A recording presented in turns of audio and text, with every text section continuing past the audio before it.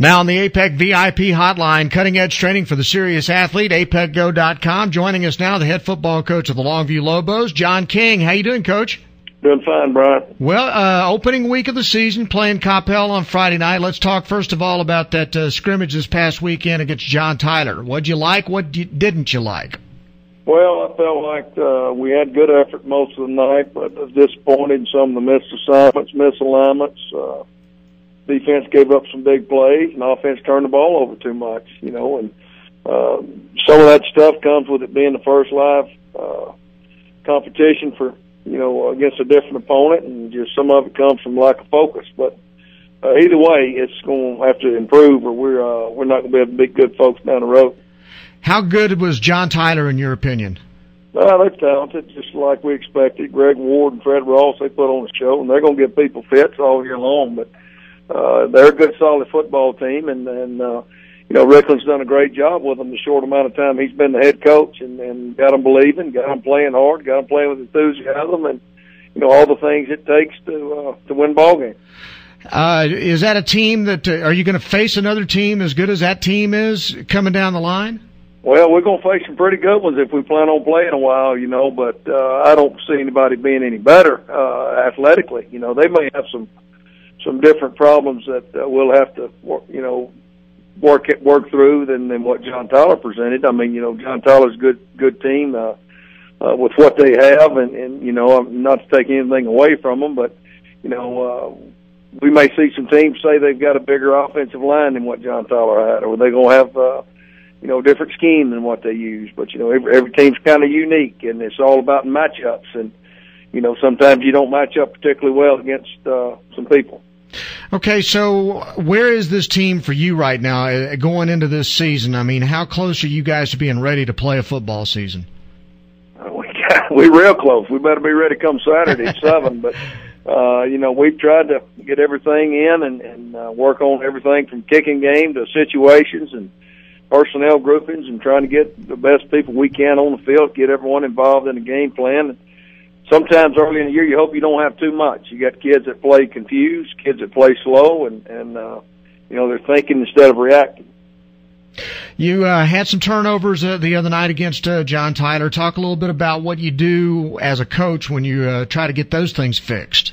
Well, you stress ball security in practice, and you don't want a kid thinking, going up, I don't need to fumble. They just need to think ball security. It needs to be second nature. I mean, that's part of playing the game. You're protecting the football, and they're the ones carrying it. They're the ones that need to work on it. It's an issue that can bite you in the butt.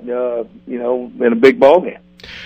With a scrimmage like that one, and your team with the expectations they have every year, is it kind of good sometimes to have a scrimmage like that where you can really get their attention going into Monday when you start looking at film? Never hurts. So a lot of times, a loss or a poor performance can lead to good things down the road. And, hopefully, I hope some of these kids, after viewing the film and seeing their performance, they understand they're not invincible. You're not just going to win because the name that's on your jersey. You got to go out and play. And, that's a problem some coaches face sometimes when they have so many returning starters, like in our case. But, I felt like we did some really good things, and I feel like we've got some weaknesses in some areas. We had some missed assignments, and we've got to do a better job of execution on both sides of the ball, plus the kicking game. Talk about some of the kids who you really liked in the scrimmage this past weekend. Well, I thought Bivens threw the ball well. Justice Spady had a big night receiving. I thought Dorian Leonard did a lot of good things for us, things we've been kind of hoping for, and he played well. Cornelius Williams did some really good things in the defensive line, as Jalen Porter and Zay Henderson did as well. I felt like our offensive line did some good things, had some bright moments, whether protection or being able to run the football. Torrey White did a lot of good things for us too. So we were pleased with a lot of them, and there were some that's just going to have to step up, or we're going to have to find somebody else to take their spot. Okay, so you play Coppell this weekend. Talk a little bit about them. Very talented. They've got three as a whole, they've got three defensive linemen that present problems. We've played people that's had one, maybe two good defensive linemen. They've got three out of their 50 50-50 look, and they're the nuts and bolts of that defense. They penetrate, they disrupt things, and they allow linebackers to make plays. They're very unselfish what they do. And offensively, they've changed schemes. They went from a spread attack to more to a traditional two-back tight end attack, trying to run the ball at you. You got a returning tailback that was a 1,000-yard rusher last year, and a Jenner kid. And, I'm telling you, he's very similar to what we faced last year with DeCaney. I'm not saying he's the same kind of guy, but he hits it downhill and he can pop it and take it to distance. So we've got to make sure we try to hem him up. Other than that, they were very vanilla. In the scrimmage they had with Midlothian, not a whole lot that we had to go off of. I'm sure they didn't pull all the tricks out of the bag like we did, but we do know that big offensive line, big defensive line, they're going to try to smash you and stop the run with those people. How much did you hold back the other night? You'll never know.